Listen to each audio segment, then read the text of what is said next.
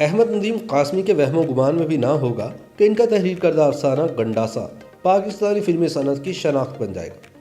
اس افسانے پر مبنی ایک ڈرامہ پاکستان ٹیلی ویژن نے 70 کی دہائی کے اوائل میں پیش کیا تھا، جس میں مرکزی کردار منور سعید نے نبھایا تھا۔ پھر اسی افسانے کو ہدایت کار حسن عسکری نے وحشی جٹ کی شکل میں پردہ سینی پر منتقل کیا۔ یہ فلم نہ صرف پنجابی زبان کی ایک رجحان ساز فلم ثابت ہوئی، بلکہ اس فلم کے ہیرو سلطان راہی کو بھی ایک نیا جنم عطا کیا۔ مولا جٹ کے کردار سے شہرت سمیٹنے والے سلطان راہی کا اصل نام سلطان محمد تھا اور وہ 24 جون سن 1938 کو ہندوستان کے شہر سہارنپور میں پیدا ہوئے تھے۔ ان کے والد فوج میں صوبیدار میجر تھے اور ان کی تعیناتی ہندوستان کے مختلف شہروں میں ہوتی رہتی تھی۔ قیام پاکستان کے بعد اس گھرانے نے راولپنڈی میں سکونت اختیار کی۔ یہ ایک مذہبی گھرانہ تھا اور سلطان راہی نے بچپن میں ہی قرآن پاک تفسیر کے ساتھ پڑھ لیا تھا۔ سلطان راہی کو بچپن سے ہی فلموں میں کام کرنے کا شوق تھا۔ اسی شوق کے ہاتھوں راولپنڈی سے لاہور چلے آئے اور اسٹیج ڈراموں سے اپنی فنی زندگی کا آغاز کیا۔ پاکستان ٹیلی ویژن کے سابق پروڈیوسر اور نامور براڈ کاسٹر عارف وقار بتاتے ہیں کہ انہوں نے اپنے زمانہ طالب علمی میں اوپن ایئر تھیٹر میں سلطان راہی کو ایک ڈرامے میں اداکاری کرتے دیکھا تھا۔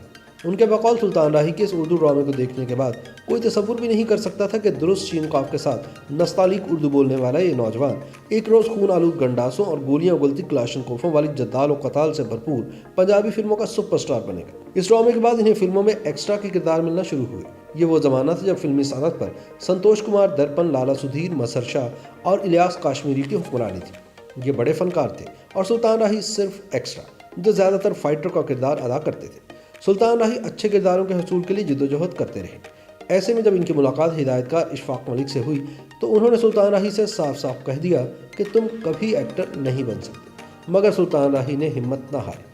باغی، ہیر سیال اور چند دیگر فلموں میں ایکسٹرا کا کردار ادا کرنے کے بعد انہیں ایم سلیم نے اپنی پنجابی فلم امام دین گوہاویہ میں ایک مختصر سا کردار ادا کرنے کی دعوت دی۔ اس زمانے میں ان کی چند دیگر فلمیں بھی ریلیز ہوئی، جن میں جمعہ جنجنال، چاچا جی، حاتم تائی، جنگو اور ہیرا وغیرہ قابل ذکر ہیں، مگر ان سب میں ان کے کردار انتہائی معمولی اور قدرے غیر اہم تھے۔ سن 1971 میں ہدایت کار اقبال کاشمیری نے راہی کو اپنی فلم بابل میں ایک بدماش کا ثانوی سا کردار دیا، جس سے ان کی شہرت کا آغاز ہوا اور پھر انہوں نے پلٹ کر پیچھے نہیں دیکھا۔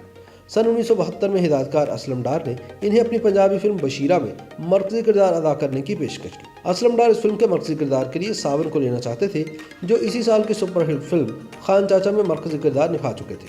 کہا جاتا ہے کہ ساون نے اسلم ڈار سے یہ کردار ادا کرنے کا بہت زیادہ معاوضہ مانگا، چنانچہ اسلم ڈار نے اس کردار کے لیے سلطان راہی کو موقع دینے کا فیصلہ کیا۔ فلم بشیرہ پنجابی زبان کی ایک رجحان ساز فلم کہلاتی ہے۔ اس فلم کی کامیابی سے سلطان راہی کے لیے کامیابی کی نئی راہیں کھل گئی۔ ان کی شخصیت کو سامنے رکھتے ہوئے کہانیوں کے کردار لکھے جاتے رہے اور اگلی ربع صدی تک وہ پنجابی فلموں کے بے تاج بادشاہ بنے رہے۔ سن 1975 میں حسن عسکری نے احمد ندیم قاسمی کے افسانے گنڈاسا پر ایک فلم وحشی جٹ بنانے کا اعلان کیا، جس نے سلطان راہی کی زندگی ہی بدل دی۔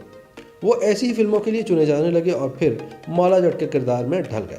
سن 1972 سے پہلے پنجابی زبان کی فلمیں عموماً سماجی موضوعات پر بنائی جاتی تھیں اور ان کے نام بھی نہایت مناسب ہوتے تھے۔ ان کے مطابق فلم غیرت قانون پہلی فلم تھی جس کا نام جرم و سزا کے تعلق سے رکھا گیا تھا، لیکن وحشی جٹ سے پنجابی فلموں کا انداز تبدیل ہوا، جسے گنڈاسا کلچر کا نام دیا گیا۔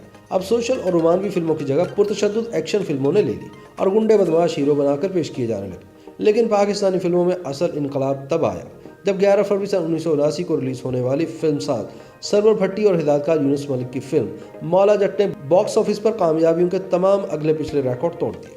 اس فلم کی نمائش ایک ایسے زمانے میں ہوئی جب جنرل ضیاء الحق کا مارشل لا عروج پر تھا اور ذوالفقار علی بھٹو پر جھوٹا قتل کا مقدمہ عدالت عالیہ میں چل رہا تھا۔ اس فلم میں سلطان راہی نے ایک نیک سیرت انسان کا اور مصطفیٰ قریشی نے ایک شیطان صرف شخص کا کردار نبھایا تھا۔ مولا جٹ فلم میں سلطان راہی اور مصطفیٰ قریشی کے درمیان بڑے تیکھے جملوں کا تبادلہ جاری رہا۔ فلم میں نوری نت کا لہجہ ضیاء الحق جیسا مکارانہ اور صفاقانہ تھا، جبکہ مولا جٹ کا لہجہ واشگاف اور انصاف کے طالب پھانسی پر لٹکا دیے جانے والے ذوالفقار علی بھٹو جیسا تھا۔ مولا جٹ فلم اس وقت کے ملکی سیاسی حالات کا استعارہ تھی، چنانچہ ضیاء الحق نے اس کی نمائش پر پابندی لگوانے کی کوشش کی، لیکن سرور بھٹی کسی نہ کسی طرح عدالت سے اسٹے آرڈر لینے میں کامیاب ہو گئے۔ یہ فلم باکس آفس پر اس قدر ہٹ ہوئی کہ اس کی نمائش مسلسل 2.5 سال تک جاری رہی۔ اس دوران ہزاروں لوگوں نے اس فلم کو دیکھنے کے لیے بار بار سنیما گھروں کا رخ کیا۔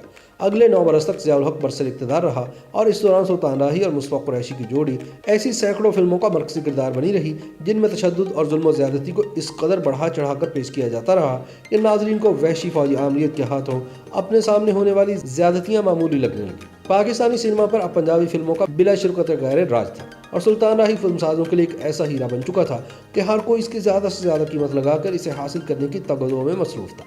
सुल्तान राही को फिल्मों में गैर फितरी किरदार में पेश करके फिल्मसाज अपनी तिजोरियां तो भरते रहे, मगर एक फनकार के अंदर छुपी हुई फनी सलाहियतों के आला और मुस्बत पहलुओं को उजागर करने की तरफ इन्होंने कतन कोई तवज्जो न दी, बल्कि इसकी जरूरत तक को महसूस न किया। मारूफ कहानी नवीस नासिर अदीब का कहना है कि उन्होंने 25 साल तक सिर्फ ऐसी फिल्में लिखी जो एक जुमले मैं तेनू छड्डांगा नहीं के गिर्द घूमती थी, और इसकी वजह ये थी कि सुल्तान राही को अपनी हर फिल्म में ये जुमला जरूर कहना होता था। सुल्तान राही ने सैकड़ों फिल्मों में काम किया। बेशतर फिल्मों में इनका किरदार यकसानियत का शिकार था, मगर इसके बावजूद चंद फिल्में ऐसी थीं जिनमें इन्होंने चौंका देने वाले किरदार निभाए। इन फिल्मों में कालिया, तूफान और मफरूद के नाम सर फहरिस्त थे। इस दौरान सुल्तान राही की बहुत सी फिल्में कामयाबी से हमकिनार हुई, जिनमें वहशी गुजर, शेर खान, साला साहब, अथरा पुत्र, राका, लावारिस, शोले, आखिरी जंग, मौला बख्श, काले चोर, माजू, बाला पीरेदा और सखी बादशाह के नाम शामिल हैं।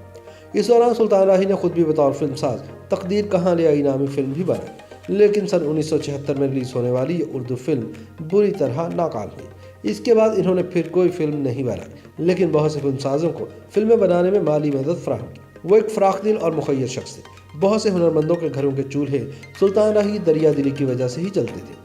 सुल्तान राही एक बहुत सादा मिजाज इंसान थे। इन्होंने अनवर मकसूद को दिए गए एक इंटरव्यू में इंकशाफ किया था कि वो खाना भी ज़मीन पर बैठकर खाते हैं और सोते भी ज़मीन पर हैं।